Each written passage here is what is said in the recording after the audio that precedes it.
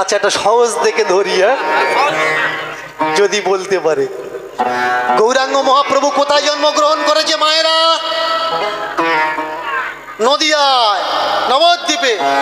নদিয়া কি গ্রামের নাম? নবদ্বীপ কি গ্রামের নাম? নবদ্বীপ নদিয়া কি গ্রামের নাম? গ্রামের নাম নয়।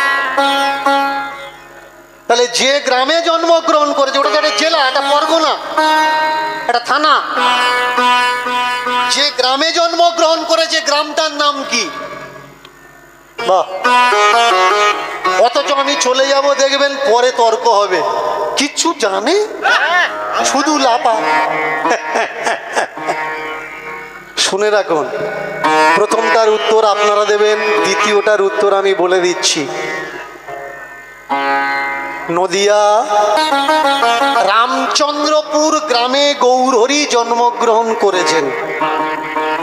গ্রামের নাম কি? রামচন্দ্রপুর।